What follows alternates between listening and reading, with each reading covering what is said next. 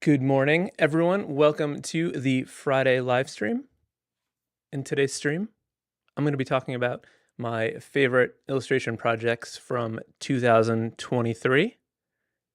Just want to come right off and say it that I'm a hot mess today. I had all kinds of issues before loading this, loading my presentation, getting that to work properly. My microphone did not want to work, so I had to unplug it and connect it over here. Now I got wires running across where I'm trying to maneuver, and it is a hot mess. So I am just hoping that nothing else goes wrong. Actually, a little winded because I ran upstairs to get ready because I was preparing up until the last possible minute. So it's been a morning so far. Hope everyone else is having a smoother morning. I'm so glad that you are here joining me. We got a lot of stuff going on in the chat already. Hassan Hart, you just became a member. Thank you so much. I really appreciate that. Chelsea D. Lambs, 2 Lions Fitness.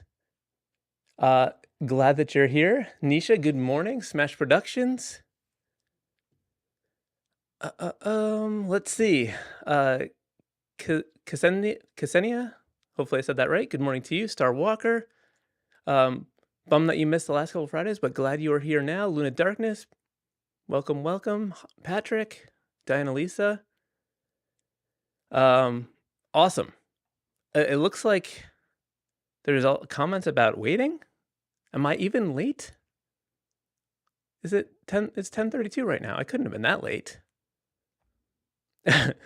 All right, so I guess I'm just going to get right into it. My plan is to just share with you, as I mentioned, some of my favorite projects from 2023. I'll have the chat up in front of me, so I'm happy to answer any questions as I'm going. Yeah, I don't know how this is going to go. I've never actually done a live stream where I'm just sharing work and talking about it. I guess it's just like a presentation. I've done, talks like this before, for sure. But usually I'm drawing the live stream, so this will be a little different. Well, let's see how it goes. Let me switch over to my screen share. Let me double check the sound. I think we are good. Last time when I made a new scene, I forgot to disable the other mic. And there we go. This is my name. Very large, wiggling right next to my head. Let's get this out of here. So this first project was a bit of a surprise to me in terms of how much fun I had with it and how much I liked the final results. This was a project I did for Under Armour. And if you know much about me, you may know that I'm really not that much into sports. I don't watch basketball. I don't watch any sports, really. I don't know anything about it. For some reason, I do like TV shows about basketball for some reason. Not really sure why, but you won't see me watching basketball games. Anyway, this project was a campaign. These were a bunch of illustrations for a campaign.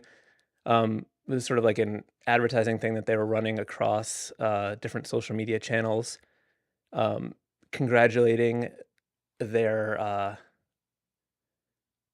Joel Embiid. I think that's how you say it. He was the NBA MVP, and he's I don't know, what do they call it? He's sponsored. I don't know. They make shoes for him and clothes and endorsed. He's endorsed by Under Armour. So they wanted to make something congratulating him for becoming the NBA MVP. So I did all these illustrations that were animated together in a little Instagram thing, YouTube, TikTok, all social media things, Facebook. I think it was all social stuff. But the graphics were inspired by he's on the team, the Sixers, and this stuff is all based on that. I had to do a lot of research and learn some stuff about things specific to the team. Like there's this bell and the snake. These are all very important things to Sixers fans. But it was really fun creating things based on the aesthetic of the Sixers and stuff like that. It's not unlike what I did in a recent live stream. I don't think it was the last one, where I was creating artwork from those like vintage typography things. So I was like taking letter forms from existing Sixer stuff and then like making other things out of it. Like the S in Scoring King is like reminiscent of the S in the Sixers. Um, stuff like that.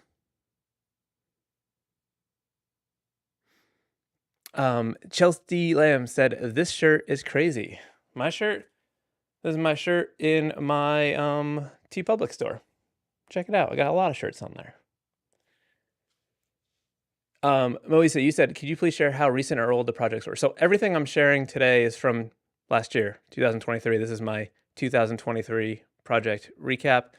I wanted to put the individual illustrations here instead of showing like the final result. I actually worked with an agency on this project and they sort of put it all together. And I enjoy the individual pieces more than the final result, but that's okay. I have to control Safari over here. Oops, back. These are supposed to play on their own. These are just two little animated elements from the thing that were part of the whole situation, but these are just them on their own. Just kind of share these. Did these in Fresco as usual. And this was an interesting project too. Adobe commissioned me to create a piece just using Adobe Fresco, and they kind of let me do whatever I want. They just wanted me to show off the different motion features and how I would use it, and made a video going along with it for the process. But it was really cool to get to do something for Adobe. And this was just something that I came up with to do for them. And I really like how it turned out. Moisa, no problem at all. Kevin Harterneth, thank you so much. Denise, you said your 13-year-old boy and all his friends love the videos. Thank you so much. Good morning, Druzilla. So yeah, that was for Adobe, and it was awesome because they just let me do whatever I wanted to do. And this actually was a project for Adobe, unlike a lot of comments on my most recent video where I compare Fresco and Procreate, where people are saying that Adobe paid me to make that video. That's not true. If Adobe did pay me to make that video, I would have to disclose it, both because of YouTube and Adobe. They would both make me do that, and I just was trying to provide some information that I thought people might like to know. I don't have any player in this game. This is a fun assignment where I did not do the illustrations, obviously. Maybe it's not obvious to you, but I didn't do these illustrations, but I was hired by Bloomsbury to do the title treatment for this series of books, children's books, called Pablo and Splash. It was really fun to create lettering to go along. Sorry, I have a little morning congestion, I guess. It was fun to get to do some lettering and have it work within the context of someone else's illustrations, which is not something that I typically do. So I actually did two projects like that this year. I'm wrapping up one now where I was just hired to do the lettering for some books that were illustrated by someone else. So that was a fun one.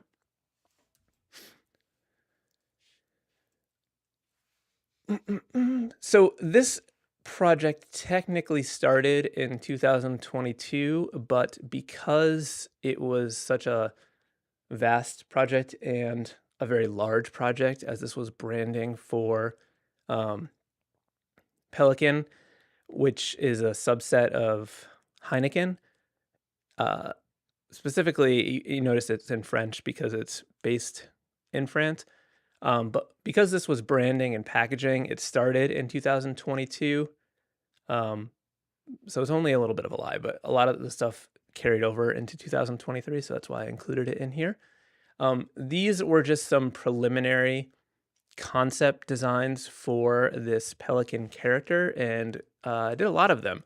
And these are the ones that were like taken to final. There was a lot of just like rough sketches through the process, but these were some of the ones that were close. It ended up being a variation of that bottom right one, and this is some of the final stuff, some of the stuff that carried over into 2023.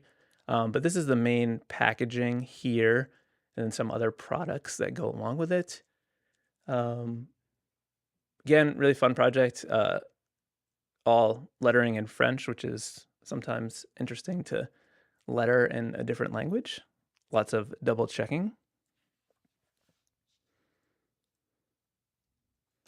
Some more stuff. Some photos in the wild, some different flavors, some adaptations. You'll notice that the pelican's little feather hair changes colors based on the flavor or style. I don't know if it's called flavor when it's beer, but anyway, a little orange there, and it's red over here. Kind of fun. It was fun to do all these like little elements that go along with all this stuff.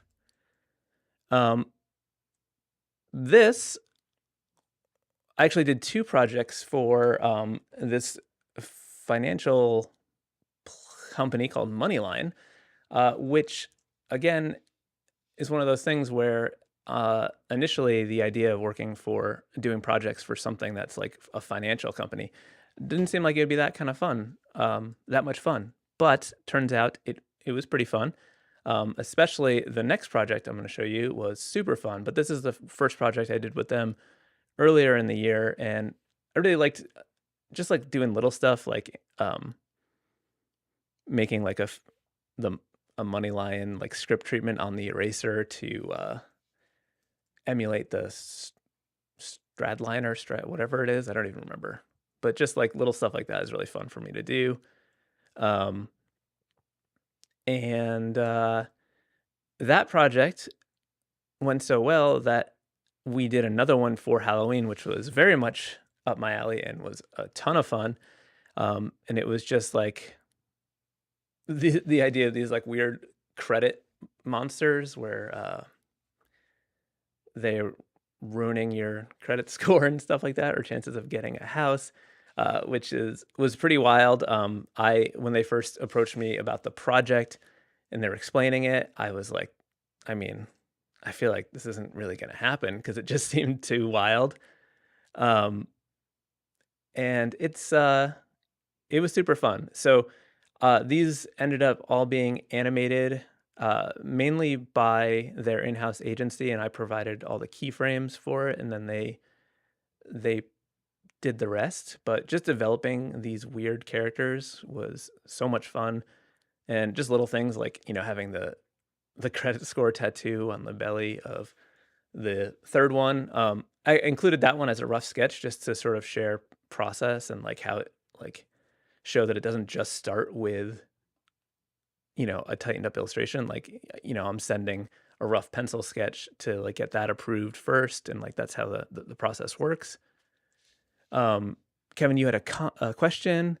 You said it's a little off topic, but you loved my video on fresco and want to switch for vector, but you can't get the pressure curve to feel right.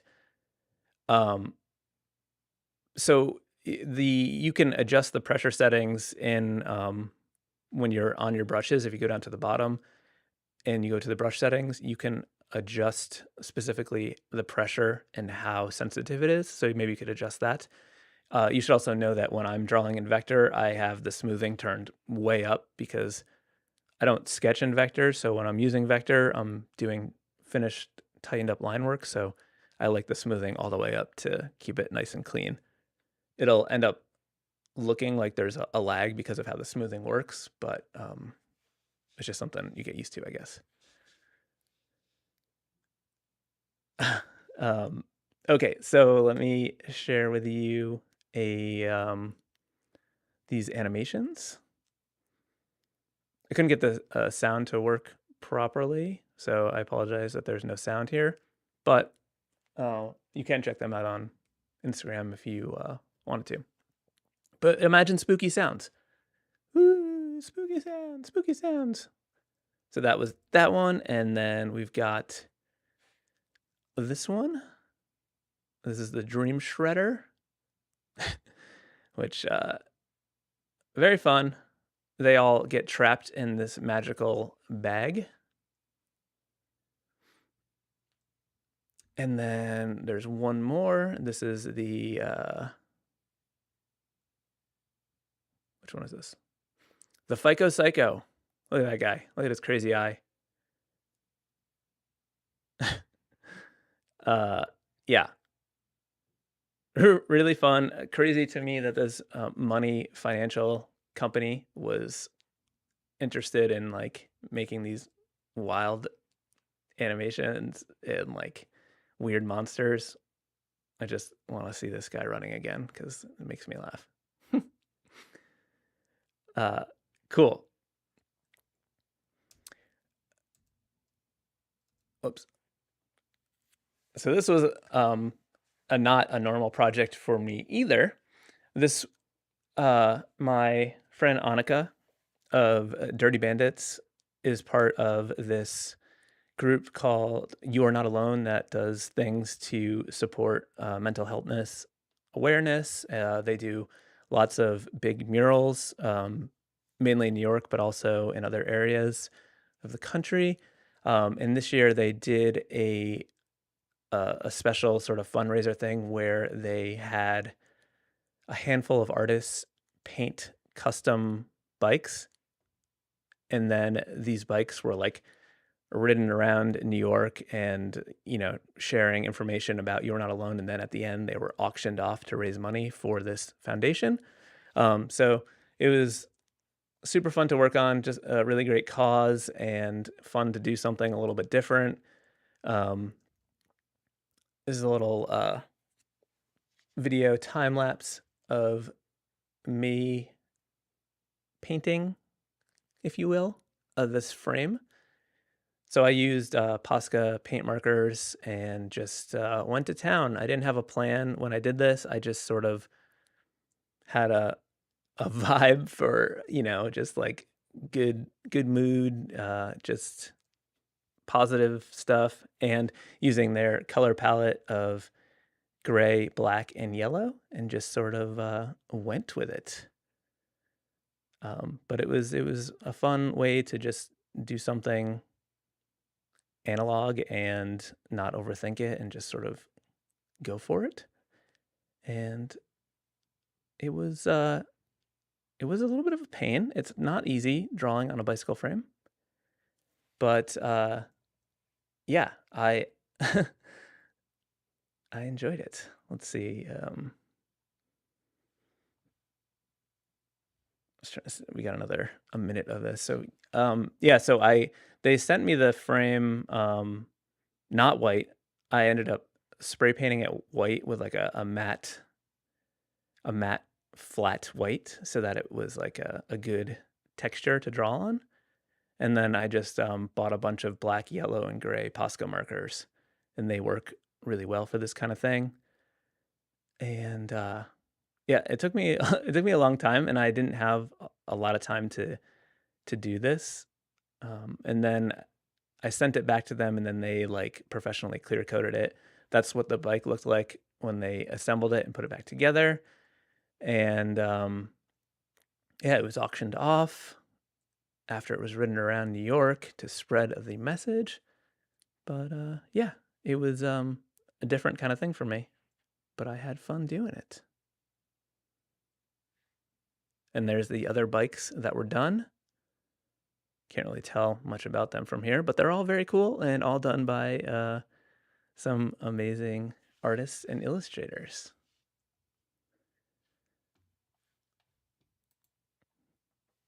Denise, thank you so much for the super chat. I really appreciate that.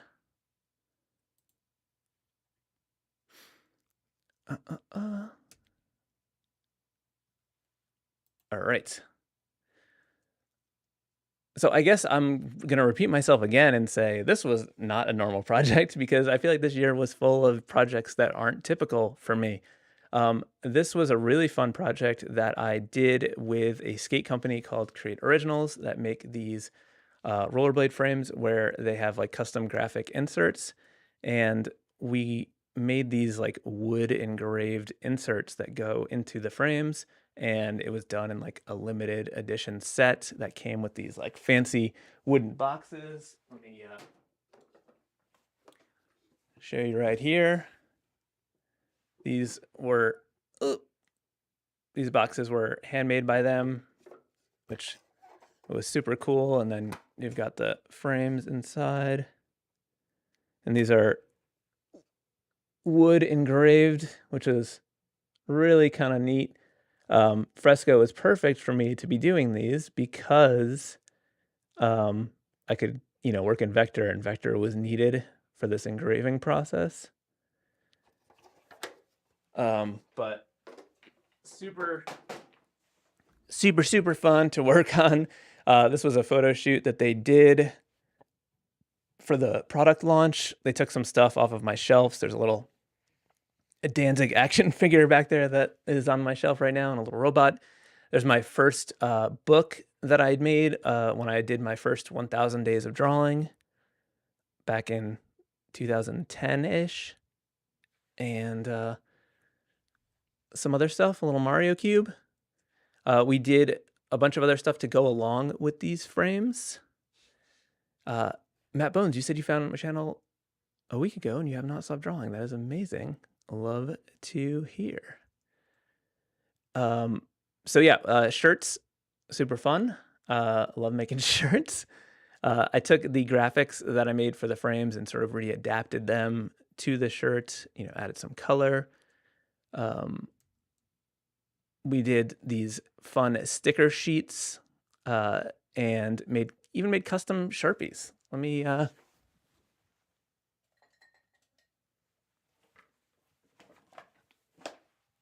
these custom Sharpies, I need to get my face out of here so that it'll focus. No, it's not gonna do it. Maybe if I cover my eyes, is that how you do it? Oh, there we go. We're getting it. We're getting it. Custom Sharpies. Love that. If you don't know, I have a Sharpie tattooed on my, I'm struggling with this today. On my arm is one of my first tattoos. I used to do all of my drawing with a Sharpie for many, many years. So there's a nice little throwback there. We also did some regular graphic inserts in full color that were available as well, in addition to the limited edition wood ones. And thank you so much, Diana Elise Robinson. Kevin, yes, Danzig, shout out to Danzig. I'm going to say it again. This was another weird project that is not something I typically do. This stuff sadly did not come to fruition, but it was commissioned by ESPN. It was to work on some like intro show graphics for this show. But it was really fun to do this. I didn't know much about the show or any of these people, but it was fun lettering and making weird rockets and lots of lettering and just stuff that I like to do. So I don't know, maybe it'll come back at some point, but as of now, they went with something a little bit more tame, a little less fun, but still got paid, so that's fine. This was a recent illustration I did for Highlights magazine. It's fun to do things. I guess what I'm trying to say is I love the variety and the kind of work that I get to do, where it's like I'm simultaneously working on like stuff for a skate company and then like also ESPN, but then doing some fun little monsters for a kids magazine. Even though it all feels like visually cohesive because it's all in my style. I love that I'm able to adapt it to like all these different things, and it keeps things interesting, keeps things fun. But these are Fruzzles. This was actually kind of tricky to do because it's like a puzzle where Fruzzles have very specific things. Like they only have one little bump on their head. They have some green on them, and they're always smiling. So I had to like make it half and half Fruzzles and not Fruzzles, but also make it like a little bit challenging, not too challenging. The good Chad, you are on day 37 of a daily drawing challenge. That is amazing. I always say the first like a 30-day challenge or like a 100-day challenge is so much harder than what I did, which was doing a daily drawing for 14 plus years. Once you get past a certain amount, it just gets, it's like easier to keep going than it is to not do them, especially after you've done like, let's say you're at like 233 and you're like, don't feel like doing one. You're like, well, if I've already done 233, am I just going to stop now? And the more you do, the easier it gets. I'm not saying you have to do them forever. A challenge is fine. I'm just saying the smaller challenges, like a 30-day or 100-day challenge, are a lot harder to maintain.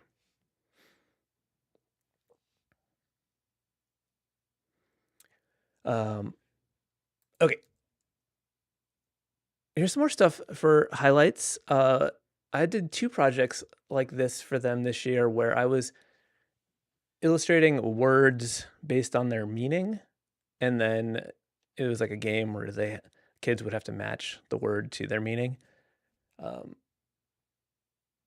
So obviously, you know that I like doing weird illustrative lettering like this. Actually working on a Skillshare class that I'm hoping to wrap up in the next week on an intro to illustrative lettering. So make sure you look out for that. I will keep you updated on it.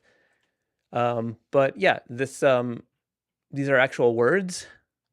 I had never heard of meldrop, but it's apparently the little bit of snot that forms on the tip of your nose. It's disgusting. I don't remember what the other ones are. I remember nauseant is something that makes you nauseous. Made this little nauseous guy like that.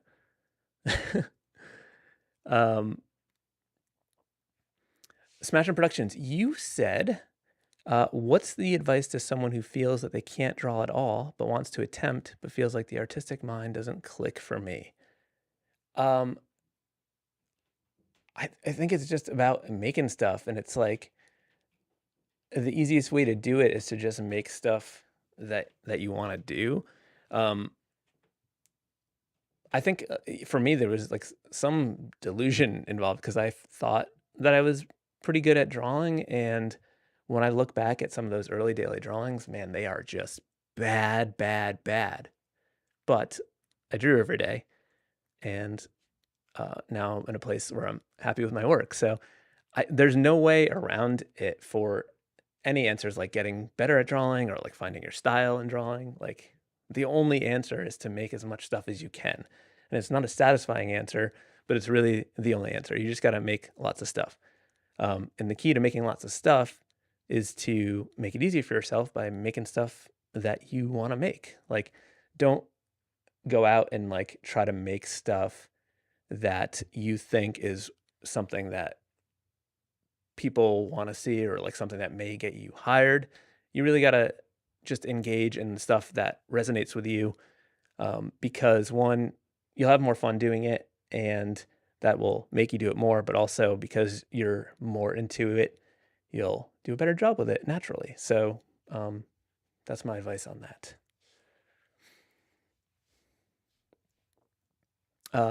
Filippo, thank you so much that you said my channel introduced you to Fresco. It's crazy. So the thought about I've been thinking a lot lately about my channel and like Fresco specifically, and it's weird because like I never intended for this channel to have such a Fresco focus because I'm kind of software agnostic when it comes down to it. Like I've used a lot of different software over the year. I just sort of use what works best for me, and that may change or evolve. But right now, fresco is my favorite way to draw. But I'm hesitant for the channel to get so like focused on it because most of the stuff that I'm talking about or showing in tutorials is not, unless it's like a specific tip in fresco, like it's very broad and could be done in any other app. So I'm trying to think about that for the future of this channel and how to make sure I'm not pigeonholing myself, because I don't want to just be like a fresco tutorial channel. It's more about the illustration and stuff like that. So I don't know what that looks like. I don't know if it involves me doing stuff in other software, but who knows? That's just something I'm thinking about for the new year. Um,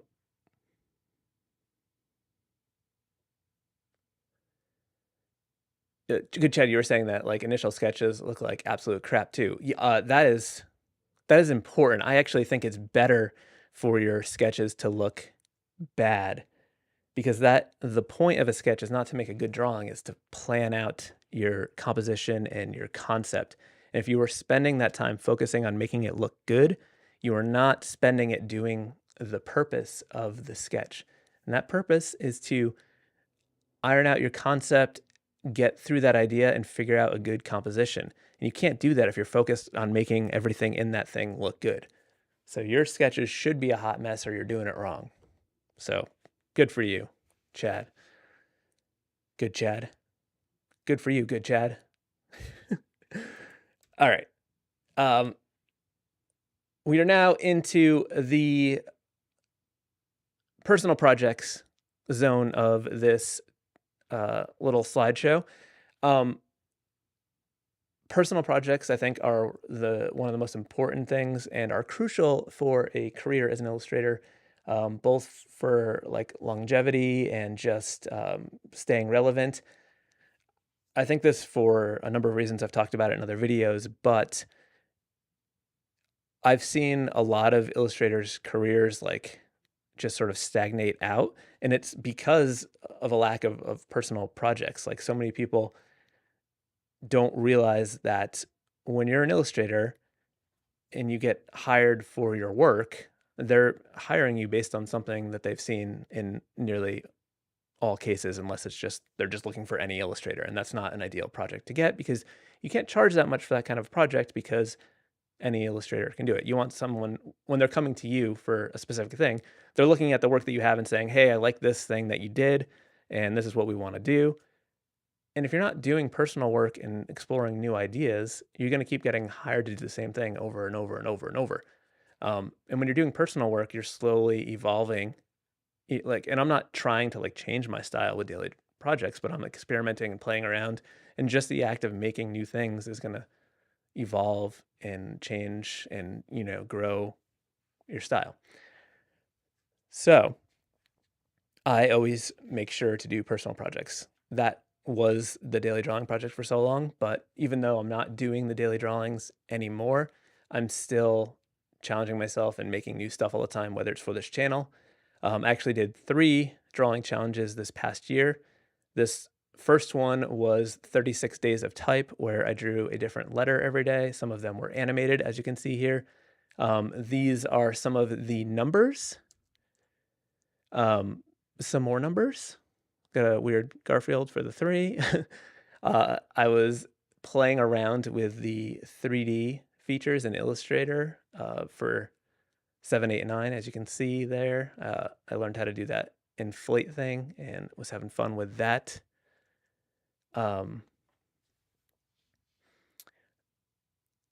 see. Here's the first half of the alphabet. I think I did some of these as live streams. I definitely drew that E. There's a video of me drawing that E. I was having fun with experimenting with animations. Oftentimes I will animate something if I don't have an idea for something. And like, I don't know. I feel like it's easier. Like that F, for example. I couldn't come up with a good F, so I was like, I'll just draw a bunch of them and animate them together, and then it'll be fine. So it's kind of like a cop out, even though it ends up like looking like something where it's like, oh, I was trying harder. Realistically, no, I was like, I don't know what to do. I don't like any of these Fs enough. I'll just animate it. uh, so yeah. Um, here's some more. We got the I and the J. Really like how that OK came out. That's kind of fun. But yeah, it was fun doing these little wild animations. I liked doing the jumbled up piles of things making the letters. There's a farting butt in the M. I don't know why, but there is.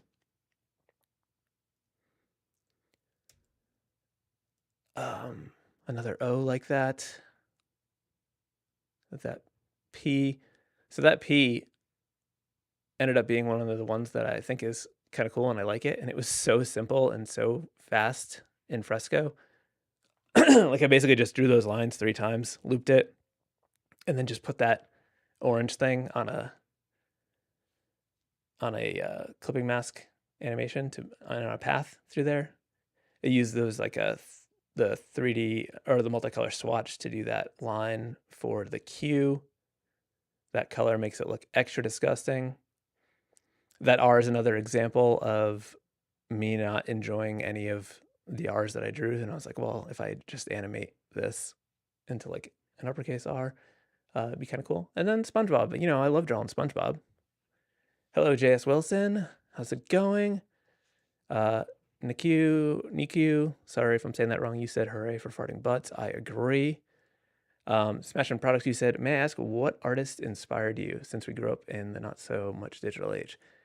Yes. So, tons of like stuff, like early cartoons, like one of my earliest favorite books was this Simpsons Rainy Day Activity book, which I actually have somewhere. But that was when they first came out. I got it at like a school book fair in like 92 or something. Uh, and loved Ren and Stimpy, Beavis and Butthead. Inspired by like record covers that were around my house and just like I was really into punk rock as a teenager. So like that kind of DIY gritty aesthetic was something that always resonated with me. I remember really loving those like early animated MTV logos, if you're old enough to remember those. So yeah, those are some of my influences. Looking around trying to think. Ninja Turtles. Love the Ninja Turtles. Nickelodeon. Almost through the alphabet here. Some of these are like I don't even remember doing these, but they're a lot of fun. I feel like this whole set ended up being pretty good. I need to get this on my website. Doing this was actually a good idea for me because I always forget about like the stuff I did, and like my website is just really needs to be updated and it's a little bit stagnant. Because I never remember the projects that I work on, and like forcing myself to like find out what I did last year for this. I was like, oh, there's all this stuff that I made that I completely forgot about.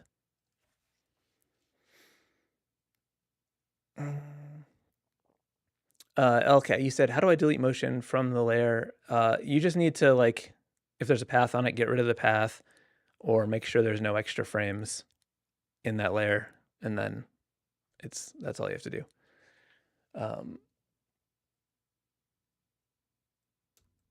Good morning, Sherry Berry. There's the X. Look at that butt on the X. That's kind of funny. That's an X-ray. So it's an X and an X-ray. That's pretty good, right? Another multicolor swatch for that Y, looking like some toothpaste. And then a cranky platypus for the Z.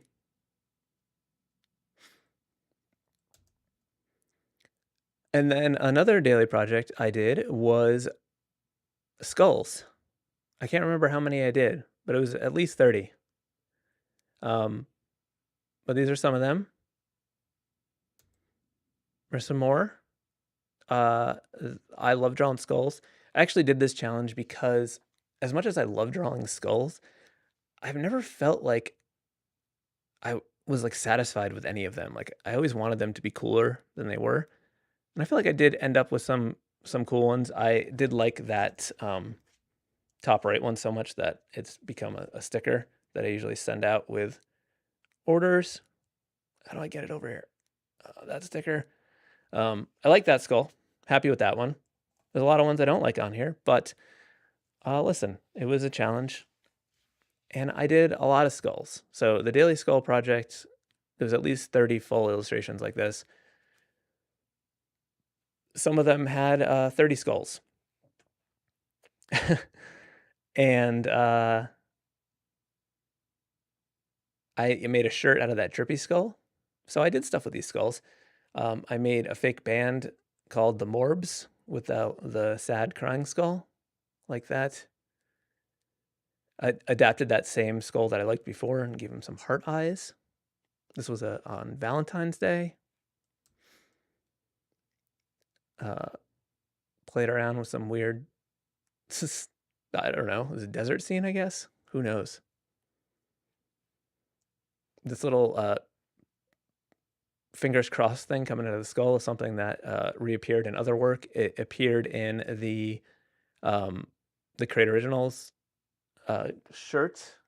I don't think it's on the frame graphic, but it is on the shirt and the sticker sheet.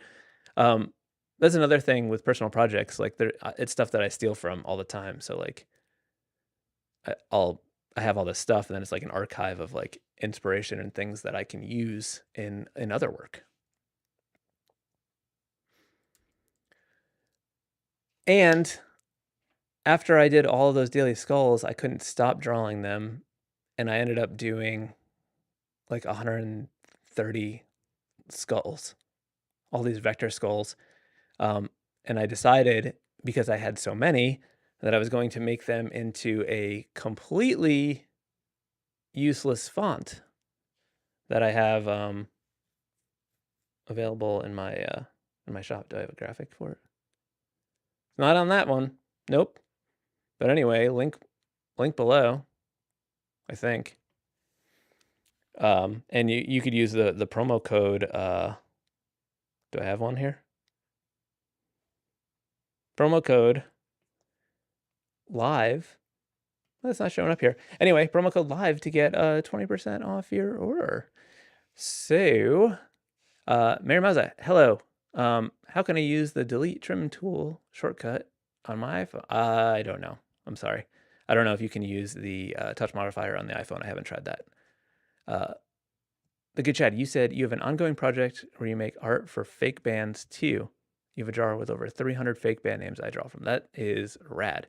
Actually, I did another fake band when I did Stinktober. That was another thing that I did. A lot of you contributed to that, where I made up my own challenges for October and called it Stinktober.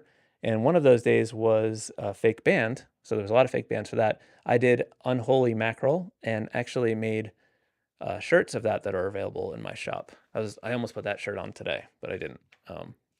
But Unholy Mackerel is another fake band of mine. So this became Skulls font.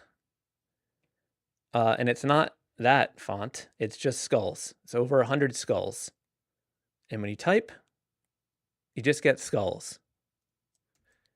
And it's a terrible font. You can't use it. You can't read it unless you memorize it. And even then, you can't. It would be very tricky. You'd have to get someone else to memorize it. Maybe they could decode it. But it is a not useful font. But it is really fun because you just type, and anything you type is a skull. Numbers, symbols. There's secret skulls in there. So much stuff. And then another thing that I'm including is these drawings of my channel members, because another thing that was one of my favorite projects of this past year was this YouTube channel. I started it at the end of 2022, but 2023 is when things started to pick up and started to I started to take it a little bit more seriously, started the channel memberships where super supporters and above get their name illustrated and included in all the videos I make while they are super supporters. There are at least 2 names that haven't been done yet, so I apologize to those new super supporters, but I'm gonna get those in there before the next video. We've got the super VIP, my new BFFs up at the top. So thankful to them. Thankful to all of the channel members, but unfortunately, I don't have the time or bandwidth to illustrate all of them. So I have to limit it to super supporters and above, or else I would be losing my mind. But thank you so much for everyone who's been enjoying my channel and watching my videos. It's been a ton of work, but it's been a ton of fun, and I'm excited to see where things go in 2024. I hope this was enjoyable. I've got a little bit more time, so if there's any questions, I can answer those. Or we could end it now. So if there's any questions, let me know. And I'll go through the chat real quick and see if there's anything I missed that I should respond to. Don't forget to follow me on Instagram. I actually need to be better about posting on Instagram. That's the other thing. Everything else has taken a hit because of YouTube.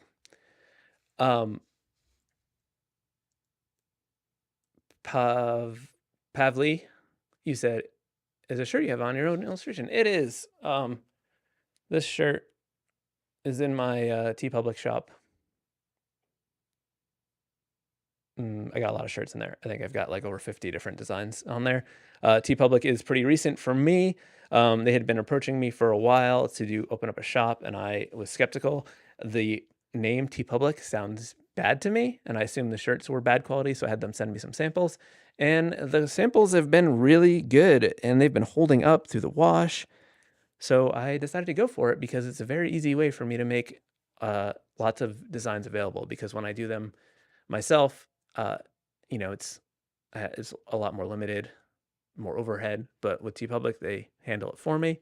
So, and they always have sales for like $16, which is pretty cheap for a t-shirt. If I was making them myself, I would not be able to sell them close to that price because I would be losing money. It's expensive to do your own shirts. Thanks, Dylan. Glad you enjoyed it. Good chat. You said, is there a way to make the halftone brushes from Retro Supply Co. have bigger dots? Yeah, some of the brushes, the halftones get bigger, and some of them just the pattern gets bigger. So it really depends on the brush for that situation. You might be able to change that if you go into the brush settings and go into the scaling in there. You could probably tweak it that way. I haven't done that, but you could do it that way.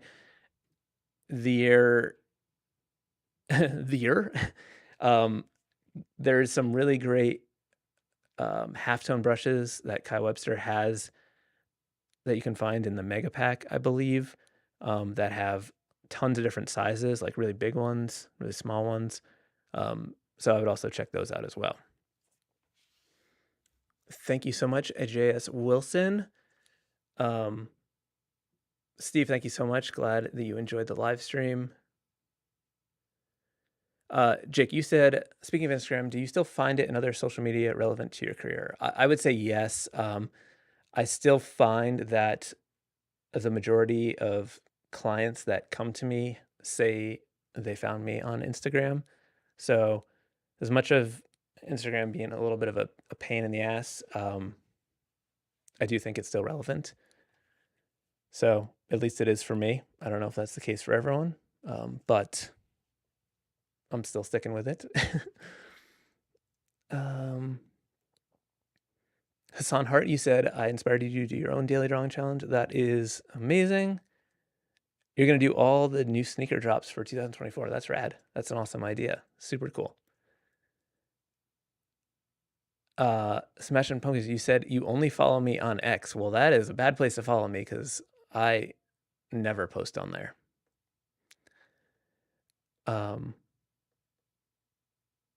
Good chat. You said you were going through my books and really liked your super metal-esque design that reads pop music. You said, can you make it into a shirt for yourself, not to sell or anything, just for you? If you're just doing a personal thing that you want to wear and you're not selling them, I don't care. That's fine with me. Maybe I should make that available through my shop. I forgot about that. I like that. I like the concept of that design. I might want to revisit it because I think if I look at the old one, I may feel a little cringy about it because I think it was probably a very long time ago. Let's see if I missed anything else here in the chat.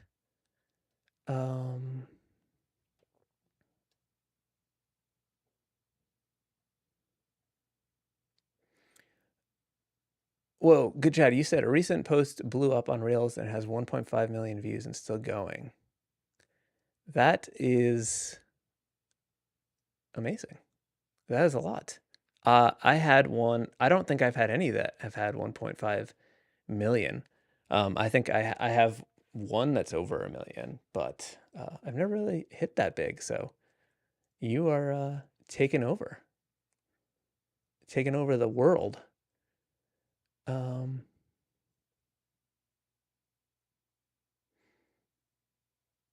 Moisa, you said that whole animation on the left was in fresco. It's so smooth. I don't remember which one it was, but yes, anything I showed, I animated in fresco, I believe. Trying to think. The only thing that wasn't animated by me were those Money Lion monster animations. Those were animated in-house at their studio. So if it was that, no, it wasn't in fresco. Luna Darkness, thank you so much. Thanks for being a member. Yeah. All right. Well, thank you all. I appreciate you all being here. And look for a new video on Tuesday. I'm reviewing this Huion 16-inch canvas. I haven't had a display tablet since I sold my Wacom a long time ago, but it's been cool to use because I had only been drawing in Photoshop with my iPad hooked up, and this is a little bit of a bigger screen. I've been pleasantly surprised with it because I had one of these a long time ago before I had a Wacom Cintiq, and although the drawing experience was fine, the screen itself was trash. The screen is much better than that. So look out for that video on Tuesday. And yeah, that's it. I will talk to you all next Friday. Don't forget, 10:30 every Friday. Also, we've got members only chats. If you remember, I'm gonna be doing those monthly now, where we actually hang out on Zoom. No, not Zoom. Google Hangouts. The good Chad was there last time. At the beginning, it was just me and him chatting, all by ourselves. It was pretty embarrassing. It was fun, but I was a little embarrassed. But then more people showed up, and it was good. So you get in now. You get some VIP access to talk to me, which I guess isn't very good. All right. Thank you all. Bye. Good talk.